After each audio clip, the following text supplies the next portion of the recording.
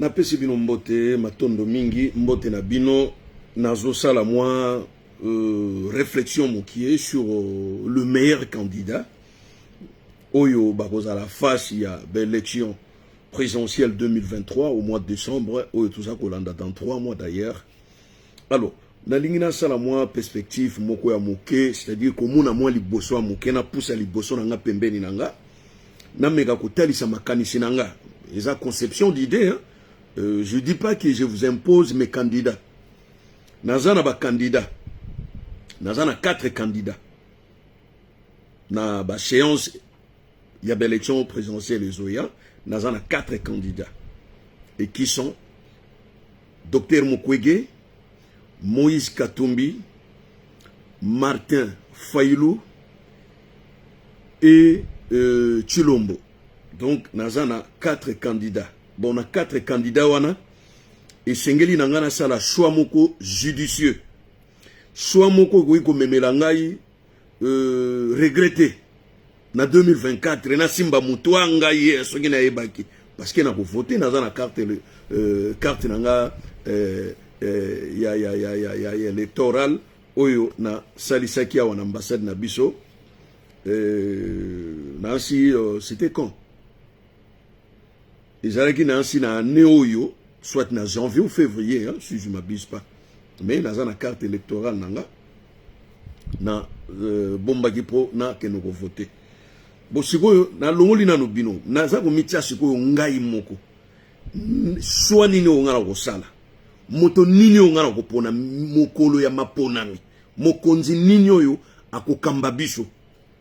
Alors na choix yo na za ba critères rebelle naza vraiment na ba critères rebelle bisiko naza très radical nazo pesa libonzate na candidat naza ko pesa libonzate mais naza ko tala d'abord ba compétence ya ba candidat nanga carnet d'adresse na bango bongo na bango naza na biloko misato o ezali ba critères ya ba candidat nanga bozomo naza na 3 critères naza ko tala ba compétence na bango, c'est-à-dire boyebi na bango nini ba yebi na bomo ina bango po ekamba Congo ba compétence na bango. Deuxièmement, carnet d'adresse na bango, c'est-à-dire les relations.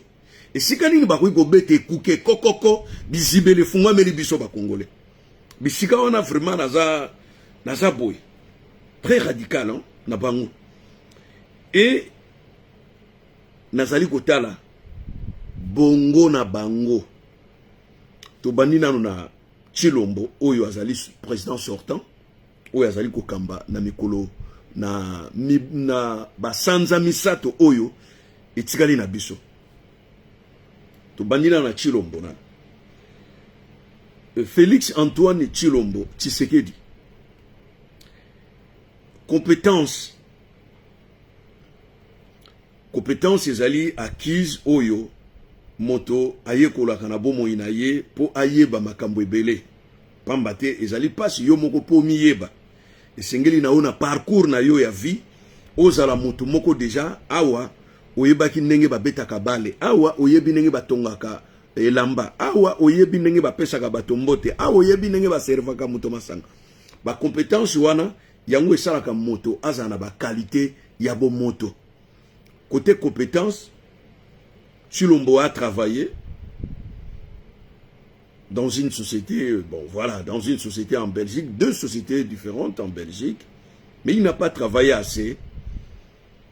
Bon voilà, parcours scolaire naïe, il a douté, voilà, il semblerait qu'il n'a pas eu une bonne note, il a un diplôme, il a falsifié un faux diplôme. Donc côté na nos compétences d'abord na longoli ayebi makambo mingi te na parcours ne ya vie ba compétence na ye ezali très faible ayebi mingi te. Côté carnet d'adresse Chilombo azana carnet d'adresse moko ezali fiable te. D'abord il a fait beaucoup de voyages pour créer ba relation à makasi voire même pour ba yambaye. Et pas Biden, c'était un un miracle. Pour ba yambaye officiellement le président ya Congo na États-Unis.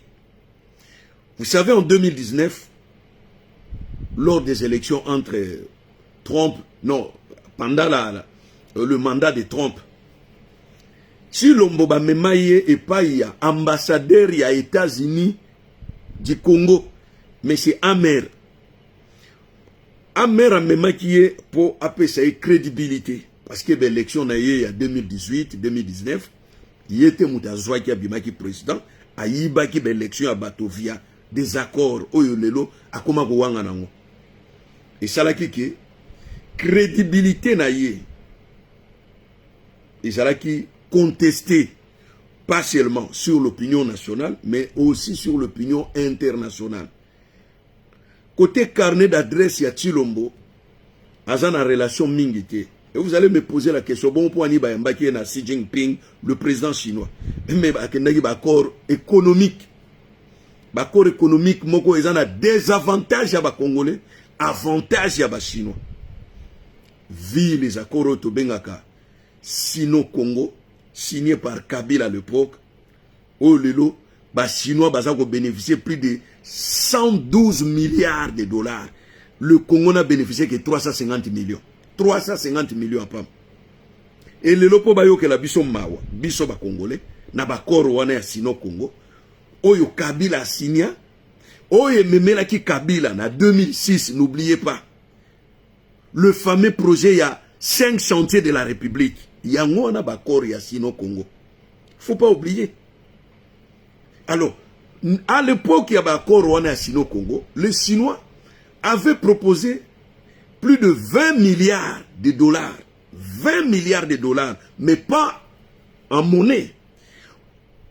Il y a une infrastructure contre le minerai du Congo. Mais, Kabila, bête qu'il était, Tarabiskaïgo plongé Congo. Donc, les Chinois sont venus. Ils ont créé des sociétés qui n'existaient pas en Chine. Les autres, la société étatique en Chine n'est pas s'est déplacée. Et il y a, na Congo, non. L'accord, c'est du gouvernement chinois. Mais les sociétés, ce sont des sociétés privées. Est-ce qu'il y a accord en Nengwana? Ils allaient sérieux. Mais Kabila a accepté cet accord. Pourquoi?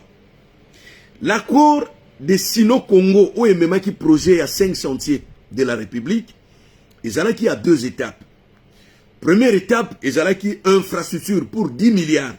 Et deuxième étape, ils allaient qui monnaie en liquide pour 2 milliards. Mbongwana va faire ça dans un compte privé ya Kabila. C'est pour cela, le 20 milliards qu'on parlait n'a jamais fait quelque chose na Congo sur le plan infrastructure. Nini ou Chinois Batonga na 20 milliards wana. Absolument rien, à part Kingakati. Ils ont construit que Kingakati, où le commis, et le Komoko privé à Kabila, au nom du Congo, et aux accords Sino-Congo, et à l'argent du contribuable congolais. Le Loba Tongela et pas à Chinois Wanagaka. Kingakati a plus de 222 hectares. Ce qui explique que Kinshasa et Zalokola na 600 et quelques et Zalokola na 6000 et quelques hectares, Bolongoli 222 hectares, Bopesi na un seul individu. Tandis que le 24 communes à Kinshasa, 24 communes à Kinshasa, et Zakakana 622 hectares. Donc 24 communes à Kinshasa, ba commune au Batu Vandaka. Et Zakakana 624 hectares. Si vous avez la moitié, il y a 20. Vous avez combien? 12 communes. Kingakati, ils ont 12 communes au Félé au nom des accords Sino-Congo via le projet à 5 chantiers. Chilombo Tangaye, à Tangi Bakor ou à Albino, je dois aller en Chine et discuter avec le président Xi Jinping. A Komigunana, d'abord, Bateli, ba jeune fille, Bazoyemba na Kilingala. Fati, Beton, et si bon mon est-ce que Xi Jinping, ce qui a Zalaki, qu'on considère Chilombo? À quoi est-ce que ça la bêtise à Salaki en Chine? Humiliation à Salaki Chilombo en Chine? Akoye ko sala ngo? Non. Atelier ba jeune fille à plus de 20 ans, 18 ans, ba salaye accueille avec de slogans. Fati, béton, wapi, na Chine. En pleine Pékin. Na Chine. Pour ba sepelisa biso, ba tongeli biso ambassade mosusu, c'est-à-dire consulat mosusu na Guangzhou, na Canton. Bango abengaka Canton ou Guangzhou. Ba tongeli biso consulat où ezaki inauguré par Papa Chéri Zubin Piana. Nasi bolanda ki ba image. Pour esa la biso nini. So mona na mboka moko ezana 2 ambassades. Aux États-Unis, on peut comprendre. Un pays fédéral. Chaque ville est un pays. On peut avoir 10, 20, 30 consulats. Ça ne pose pas de problème. Tous en avons à Los Angeles, tous en avons à Californie, Miami, Denver, tous en avons à New York City. Ça ne pose pas de problème. Parce que les États-Unis, c'est un pays fédéral. Chaque ville, ils ont un gouvernorat, ils ont une administration. Donc, fort possible, peut-être aux un consulat, mais l'ambassade du Congo, c'est à Washington, D.C. Allez, Baye ko proposer basale la biso amphithéâtre. Basale la biso salle de sport, il y a 800 places, amphithéâtre il y a 2000. Oyo bazo sala na boulevard triomphal na Mopanzi wana eza pembeni ya palais du peuple na stade des martyrs. Pour écouter la biso nini. Ba sino bongo ba balobi ke coût ya ba travaux wana mibale. Écoutez 111 millions na 110 millions. Ça fait 230 millions. Na 230 millions wana ceux qui tirent qui moto à mayele yango nazolo bela ba compétence sikoyo nazotala moto na bandaki na ona chilombo ceux qui tirent qui moto à mayele alingaki kamata 230 millions wana ba verser ngo na construction ya Ingade ba sala système ya ba câblage Congo mobimbe kota courant et puis deuxièmement ba kotisa ba nzela goudronné na kati ya ba village nyonso. Donc route nationale yango eye to autoroute eye chaque village a une route na ye ebimi tina village. Ça s'appelle le développement, le début du développement ezalaka ba route courant mai biloko misato. Mais na biloko misato wana soko kengeli manda ya Chilombo route ezate tozana autoroute te tozana ba route nationale ya malonga te. À ma grande surprise, je Kabila tiaki péage na matadi na pont maréchal pour na nini to yebite. Mbongo wana nyonso tilelo atalo inkate et kota na caisse à l'état, Chilombo aye alandika ka makambo ezalaki na époque Kabila. Tilelo péage kota ka mbongo inka et kota na caisse à l'état te ekendaka wapi.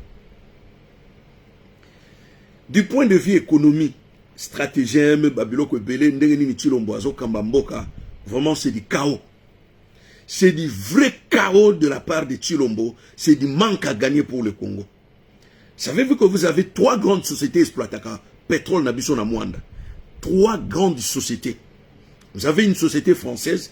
Vous avez une société américaine. D'ailleurs, na plateforme à Marmara. Où ils allaient bongo famille à Babouche. Où ils allaient à l'époque Chevron.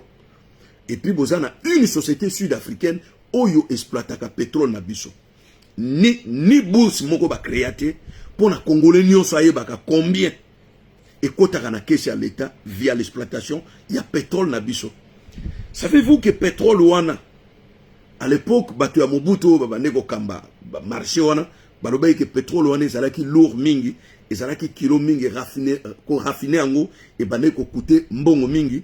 C'est pour cela ba neko tinda ngona Italie ba raffiner, c'est l'Italie qui vendait via des sociétés françaises, américaines, or que c'était faux.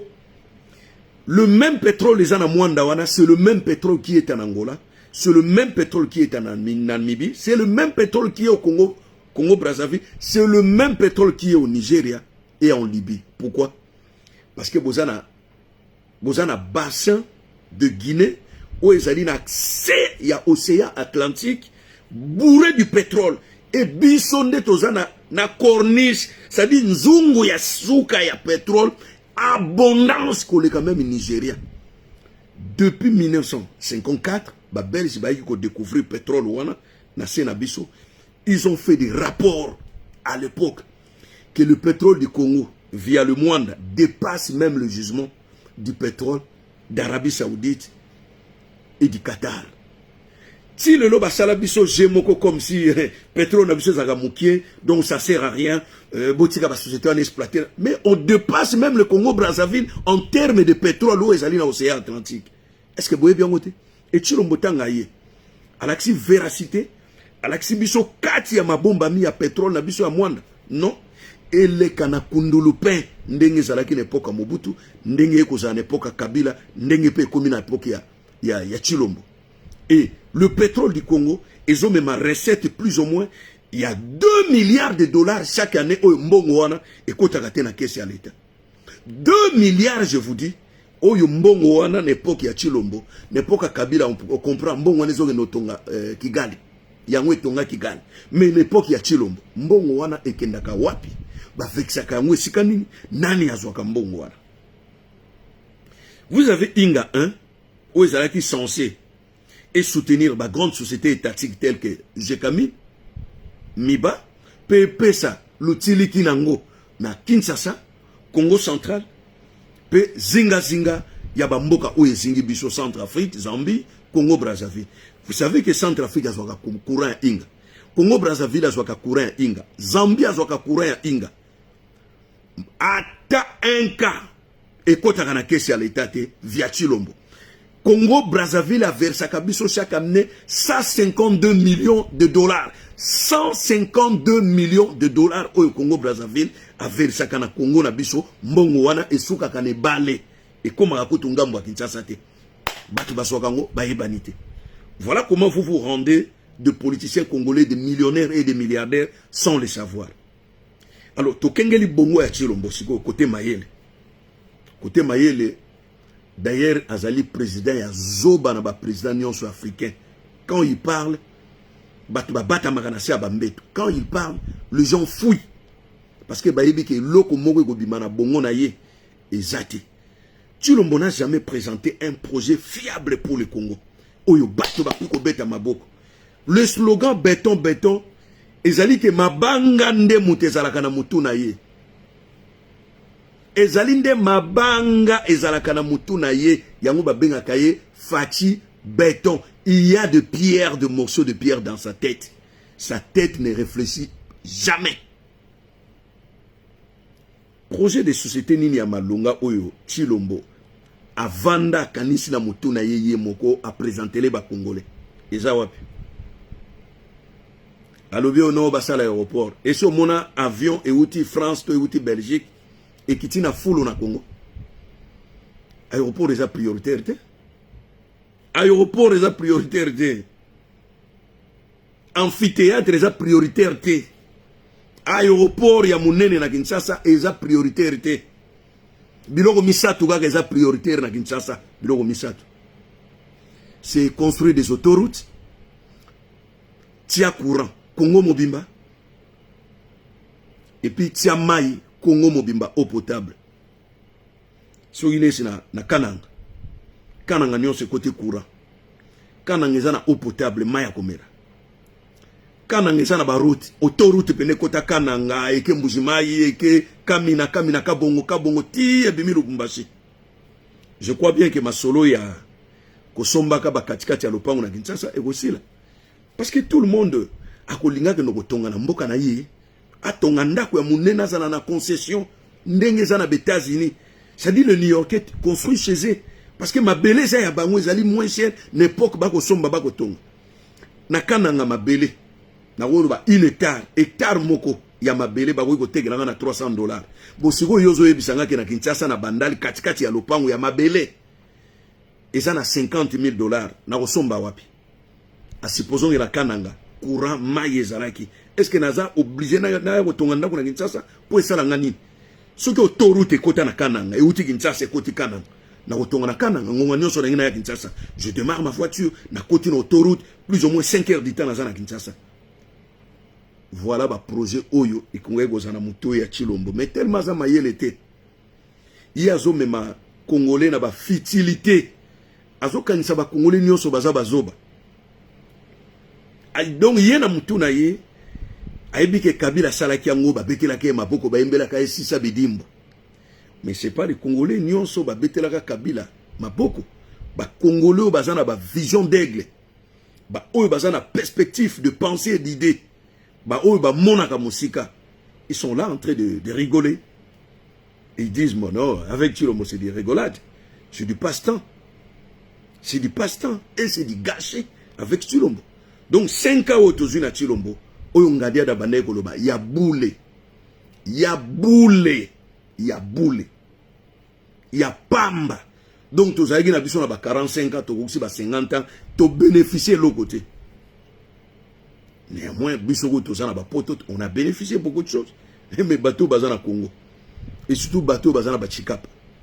Ah, ces autres poussent à Bango, mais à deux fois, mais ils peut bateau agité. Parce qu'ils ont contribué à rien à vie à Bango.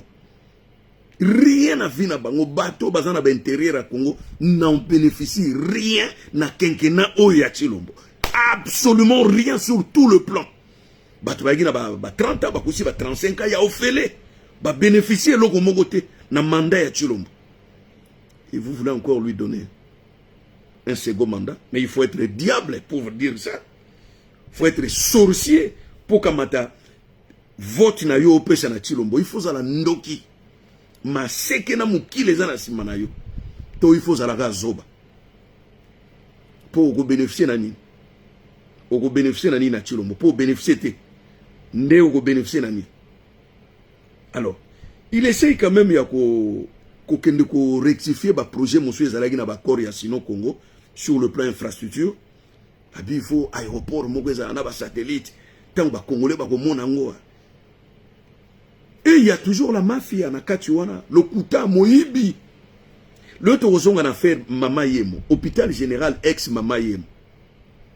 Bozomona ngobila no, ngobila, basobina ngobila. Mais en réalité, le marché, c'est-à-dire Kotonga, hôpital wana, ce ne sont pas des Congolais qui les construisent. Soyons sérieux. C'est des Libanais et des Indiens. Hôpital wana ezana maboko à 1 milliardaire indien yende mutazo ton hôpital wana. Alors on se pose la question, tango ekosila banani gestion et hôpital ezana maboko anani. Ti le longo bilaza atana réponse moko pesa batute. Gestion hôpital wana parce qu'il y a cinquantenaire et banaki peka abo. Hôpital national ya Congo après komi na maboko ba indien. Troisième niveau et comme appartement ba indien oyo bavanda na Congo ba koma kovanda kuna. Et le directeur de l'hôpital a bêta ministre ya santé ka bamba na mbata alinga ko buka emino na époque wana. Bakangisa non ba muntu ba yotongela bino hôpital. Hôpital wana chaque jour ebo makabato. Soko koti obimi a bonne santé lo baba ngote. Donc c'est du gâchis. Sikoyo eloko nini yo Chilombo. Akouré vraiment kozala sincère na mandat na yoyo. Et c'est qui ça. Et bimisata minou ya ba Congolais pesa et sengona motema.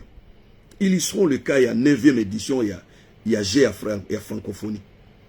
Vous savez combien qu'est-ce à l'été bimisaki? C'est 1 milliard de dollars. Si vous n'êtes pas informé, moi je vous informe. C'était 1 milliard de dollars. Oye bimaki na qu'est-ce à l'état pour la folie entre guillemets à Chilombo. Mouya ya oya bandeko yoko ebisabino ke yole ba travaux boenabo. On a construit des maisons en conteneurs. Na Tata Raphaël, de maisons conteneurs. Baye ba boaki moi goudron ba tie ba minda. Mboke bongi basali boulevard basala na quartier. Et ce mona boulevard basali na quartier. Zambé congolais. Kalabiso. Oui. Après, dans 2 minutes. Avant biso bato bazo uta ba mboka tuzobe ba bango ba mboka tie. Mais bato ba ko uta ba mboka muta uti nesi Goma. Azana esprit ya ko sagara ko tute ko le Kinois. Ba villageois pene ya solo nde ba koma ba Kinois. Ba vrai villageois lelo na Congo, ce sont des Kinois. Pour moi minda wana batina Tata Raphaël yo beti maboko ke mboke bongi. Mais t'es malade. Bouffonnerie ya ndengwana, singenerie ya ndengwana ndengeni. Ndenge ba Kinois ba ko ba villageois boy. Ndenge ni nyango ba Kinois lelo ba ko ba villageois ba kama mwinda. Nzambe. Biso tonto okola tondo sur la piscine. Il y a l'état, c'est les folies. Piscine, ndenge na ba poto. toke na biso ba piscine samedi, toke tobe on ba excursion. Toke na biso ko sukola na piscine to me ba biloko ko lia to toke ça la barbecue kuna. Ba jeni nyonso wana ya Kinshasa 98% ba yebi ko nangete. Donc Kinshasa so ekomi kaka inonde mai bato ba ko kufa rola banyam. Ba yebi piscine te. Et puis au mona ye Chilombo so banini o ba bongisa ndako ya Mobutu. Nsele folie c'est ndako ya Mobutu. So oyebi na yo makambo mboka te ovandaki na Belgique 34 ans. Fanda, il y a des historiens qui connaissent l'histoire. C'est les folies, c'est tiré là aux Alanda comme Mobutu. C'est les folies construites par la caisse de l'État, par des Chinois qui ont construit aussi Palais du Peuple. Mais ceux qui tirent les folies, c'est Zanda qui y a Mobutu. Vous pouvez s'appeler Palais du Peuple comme Mobutu. Vous pouvez c'était pour l'année. C'est les folies depuis 15 ans qui n'ont Mobutu. Donc c'est comme ça que vous avez Salanda ko bazo tongela batongeli Chilombo na ngali mawana. Un jour, mais qu'est-ce que l'État m'a dit? Voilà, mon konzi a boy. A un deuxième mandat. Il est écarté déjà. Natigali na Mukwege, Moïse Katumbi et Fayulu.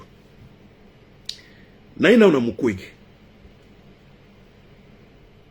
Naina na docteur Mukwege, un éminent docteur, prix Sakharov,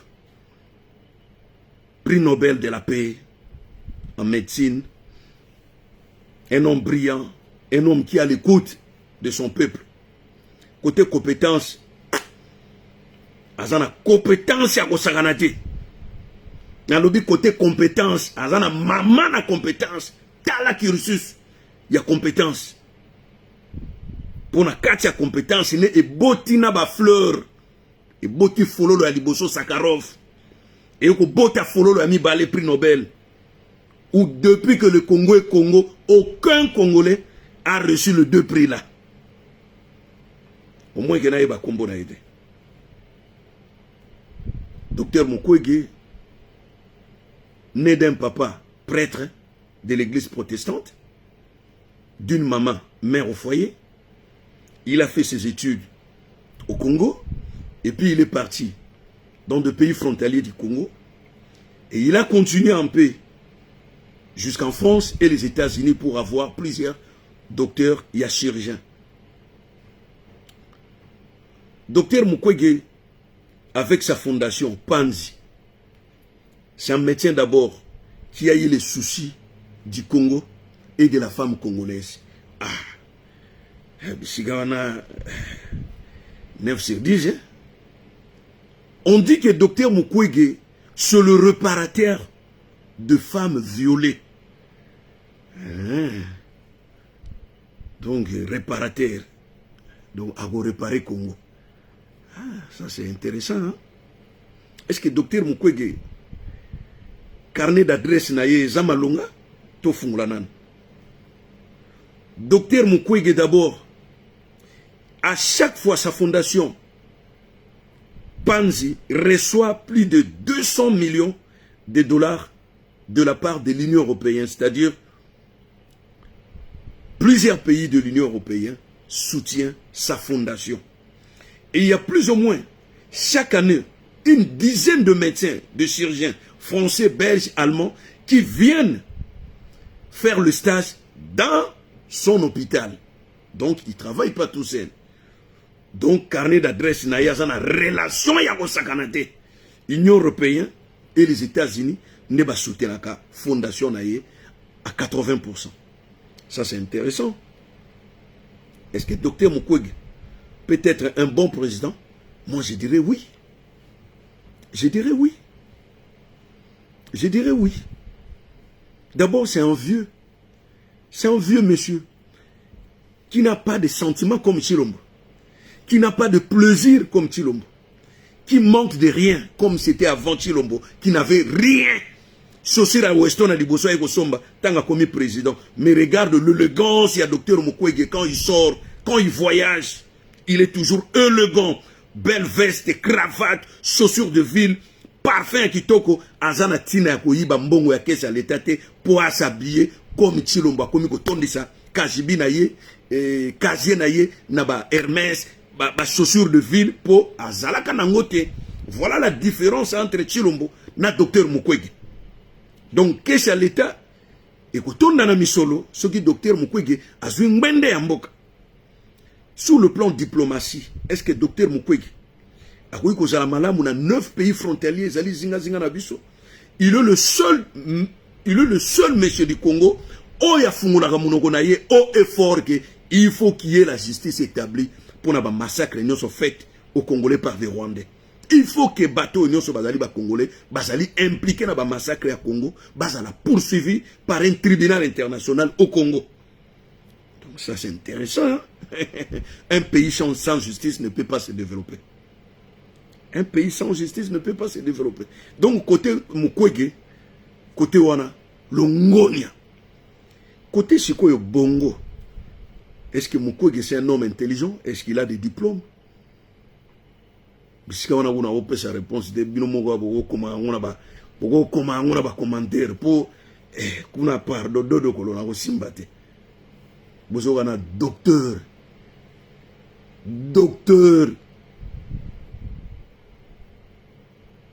côté ba prix ba médaille ya bongo Chilombo aza musika.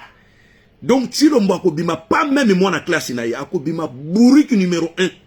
Quand docteur Mukwege s'exprime, ozo sentir solo ya mayele zo bima na monoko na ye. Mais quand Chilombo s'exprime, ezaka sola matungulu na buzoba. Alingi ntaba mingi, alingi ngulu.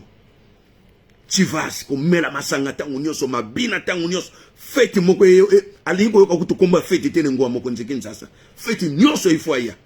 Mukonzi ya zoba musika. Azwa deuxième mandat.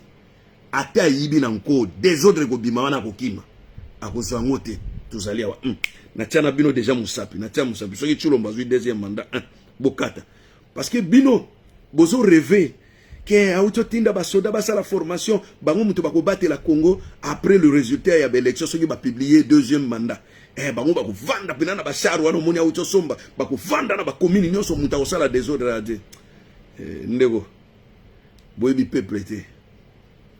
Boyebi peuple te, boyebi énergie ya kana peuple te, on est en nzambe. Ezaka mokilité. Énergie au soki peuple alingi aboto le loko ba racher énergie ko makana peuple wana ndeko nanga même koka atambola ka mokolo yango. Même bon solo atelema ka mokolo yango.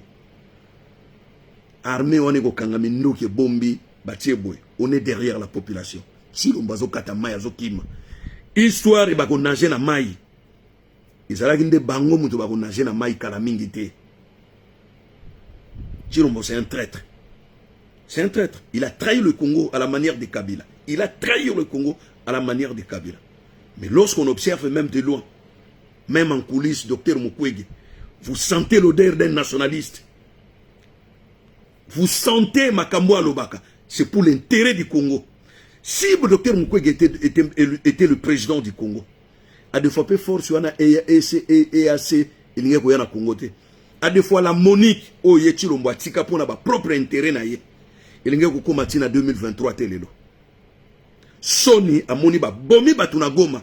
A que ça la déclaration que babo bandoke na goutte d'eau si ba kosila na 2024 bango nyonso basile.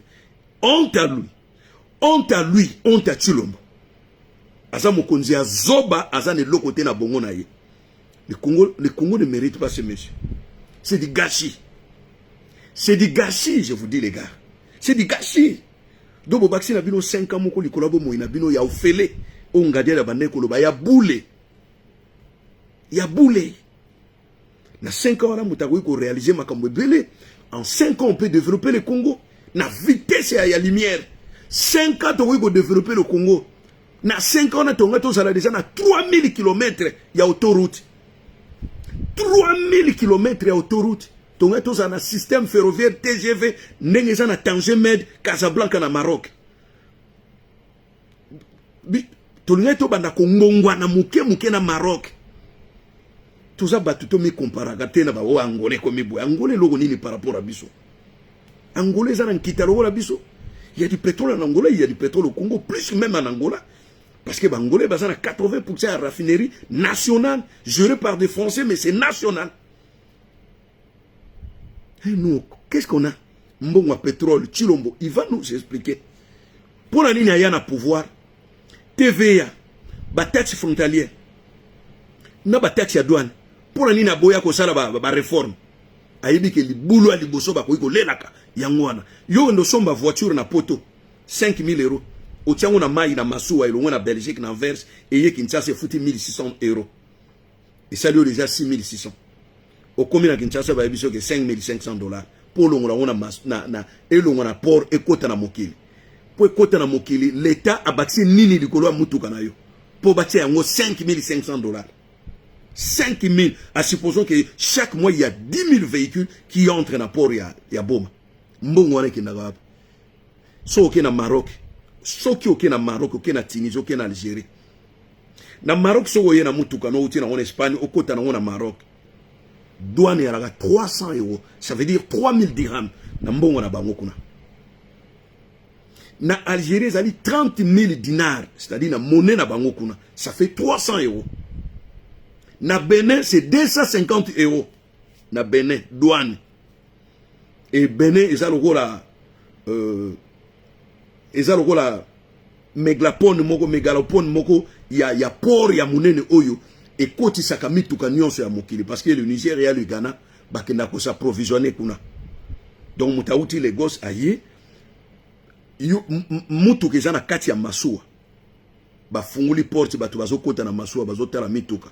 Asombi mbala moko mutuka na kati ya Masuwa. Ye moko muto sombi no oko dedouani yango. Parce que dédouanement il faut ça na kombo na yo moko. Yango bateka mituka na kati ya Masuwa na Bénin. Grand marché ya automobile en Afrique subsaharienne, c'est au Nigeria, c'est à Lagos. Sendo ena bango eza lokola commune ya Njili na commune ya Kimbanzeke. Oko tambula makolo. Sendo ena bango sika bateka ba mituka. Donc il faut soit moto, to soit taxi pour que ne bisika ba 4x4 yali, ba jeep yali. Il faut soit sous taxi pour que ne bisika ba voiture citadine yali o amike. Sendo ye oyo funguli munno kolobi, c'est pas possible. Est-ce que izina ba voiture eza wate? Donc côté docteur Mukwege, note il est à 9 sur 10. Il sera un bon candidat et un bon président pour le Congo. Na kitina Moïse Katumbi Tchapwe. La compétence, il y a Moïse Katumbi Tchapwe. Très intéressant. Moïse Tchapwe. Un grand homme d'affaires renommé. Un grand homme d'affaires renommé. Plusieurs meilleurs prix. Il y a présidence de la République étant qu'homme d'affaires. Gouverneur. Parmi le 26 gouverneurs, il y a Congo Mobimba. Lui, pendant 10 ans, il est toujours au top parmi les meilleurs gouverneurs. Moïse Katumbi. Est-ce qu'il y a un carnet d'adresse à Malonga? N'oublie pas, son père c'est un juif. Il est congolais, mais son père c'est un juif. Alors il faut la relation nini ba juif bazalaganango par rapport à ba pays à subsaharien. Les juifs sont des milliardaires. Les juifs ont beaucoup d'argent. Les juifs, s'ils veulent investir, ils investissent vraiment comme il faut. Donc, carnet à Moïse Katumbi, ils ont carnet moko très bourré. Il y a autant de makas. Parce que parmi les milliardaires aminés au monde, ce sont des juifs. Donc, avec Moïse Katumbi, on peut avoir des autoroutes, même en crédit pendant 20 ans, 50 ans, et ça la géré par les juifs. Bisoto Zalagana Biroko. On peut avoir des TGV. On peut avoir beaucoup d'argent à crédit dans la banque aminée les juifs et à beaucoup dans la banque centrale. Donc, Moïse, je lui dois 7 sur 10. Mukwege azana 9 sur 10 Bobo Sanate. Chilombo azana 3 sur 10 Bobo Sanate. Nazo pesa ba note. Chilombo azana 3 sur 10. Mukwege azana 9 sur 10. Moïse Katumbi a eu 7 sur 10. Côté intelligence, oui, c'est un homme qui devrait bien, plus que même Chilombo. Il réfléchit très bien comme un intellectuel, malgré tout, azana ba diplôme à Minenete. Donc, Moïse Katumbi a eu quand même son diplôme d'État, tandis que Chilombo n'a pas même eu diplôme d'État. Donc, c'est deux choses différentes. Donc, Moïse Katumbi mérite bien 7 sur 10. Même si on va la présenter, il peut être un ministre. Soit il y a ministère des Affaires étrangères, soit il y a portefeuille, soit il y a économie. Donc, c'est quelqu'un déjà, Oyo, Azali, na lignée moko ya malonga. Alors, Tokiti, Martin Fayulu. Kotala Martin Fayulu boye. Ne sengo na motema. Kotala ega na miso. Ne sengo na motema. Avant que tu n'as pas sa compétence naie. Na niatie déjà 8 sur 10. Avant que tu n'as pas sur les compétences de Martin Fayulu. Na niatie déjà 8 sur 10. Parcours Mogo. Kitoko.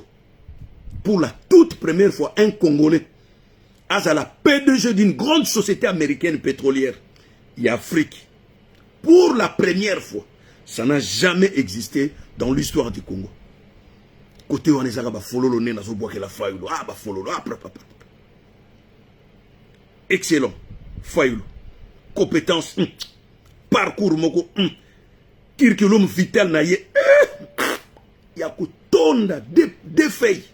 Na lobi de feuilles. Ya Chilombo za katikati ya feuilles.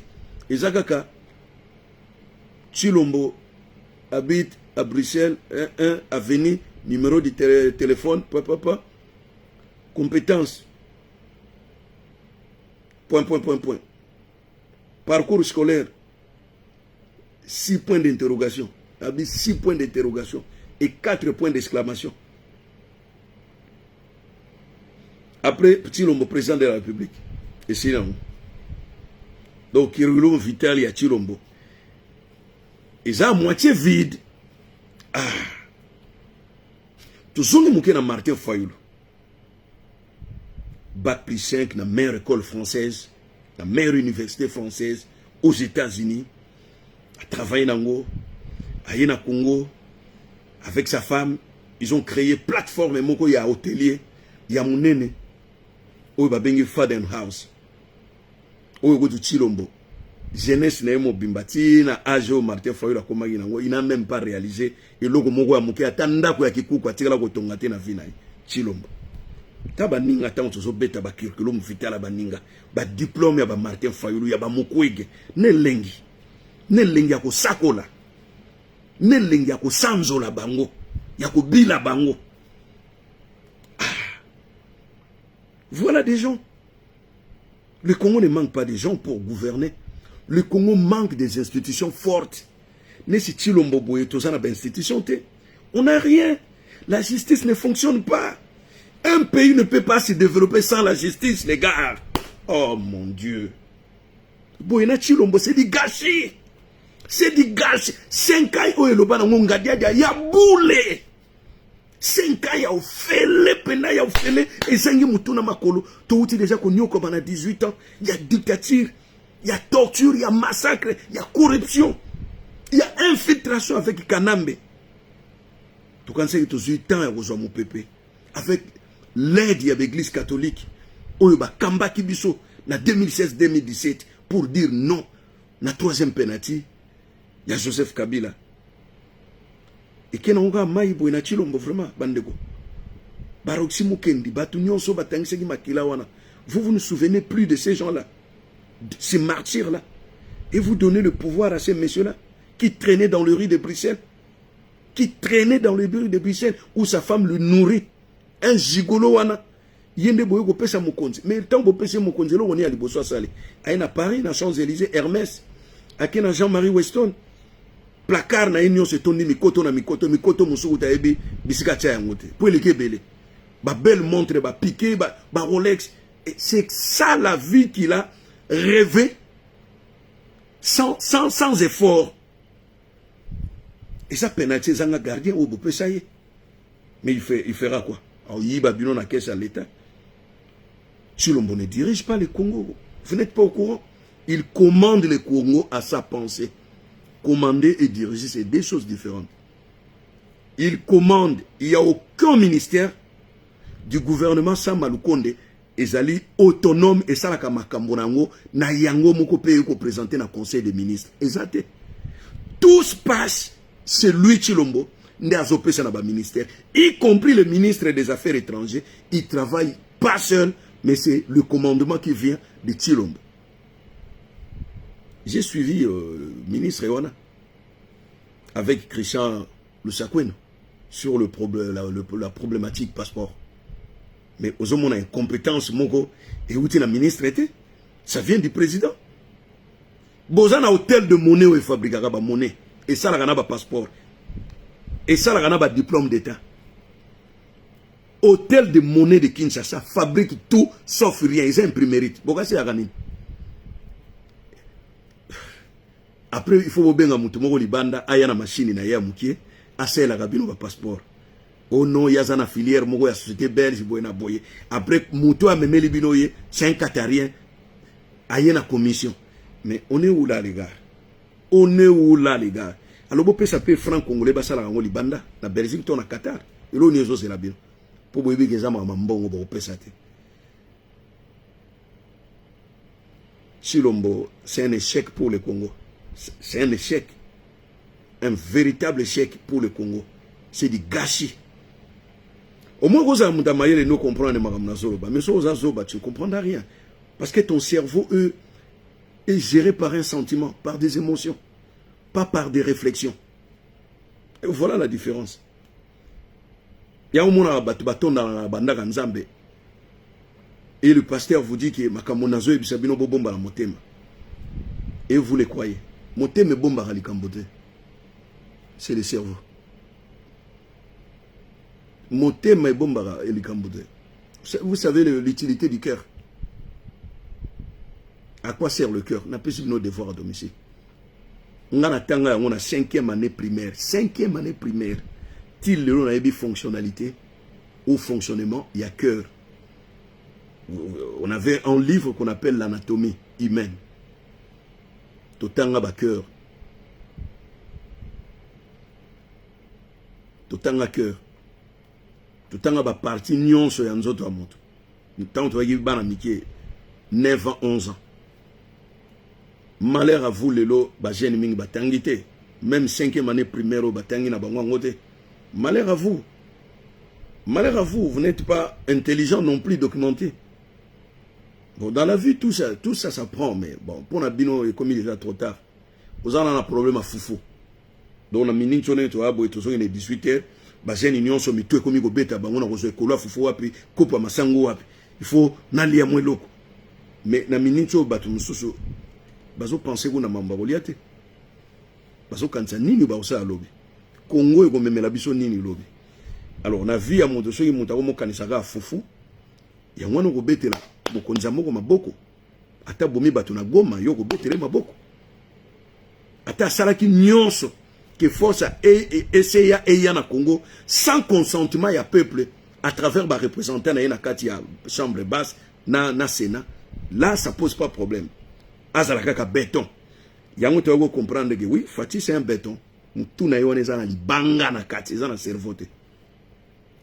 Donc Fati azana 3 sur 10. Mukwege azana 9 sur 10. Moïse Katumbi azana 7 sur 10. Fayulu azana 8 sur 10. Alors, na la bino, moi une petite pyramide en guise de gradation. Naina rotia wapi pona machaba chance ya moko na moko.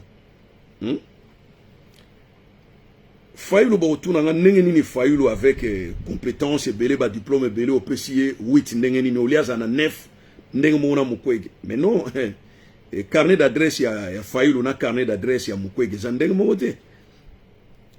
Voilà. Mukwege à tout moment azana parlement européen, azana États-Unis, na congrès américain, talaka carnet d'adresse ya Mukwege.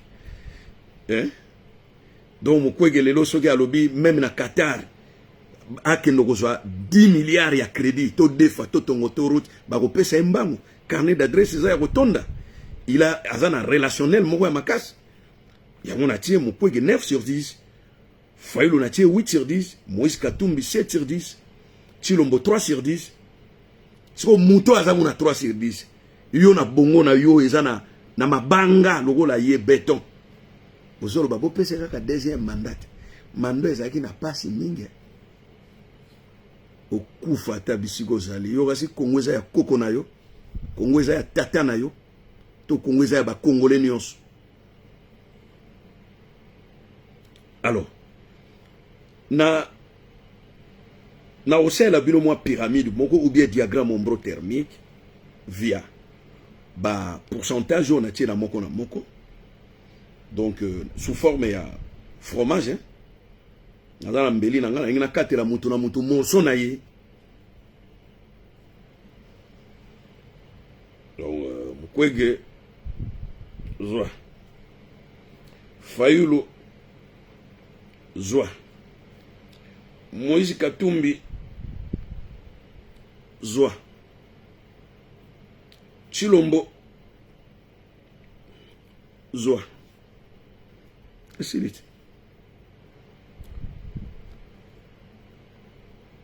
deux personnages basant na chance ya kozala président na moko na bango.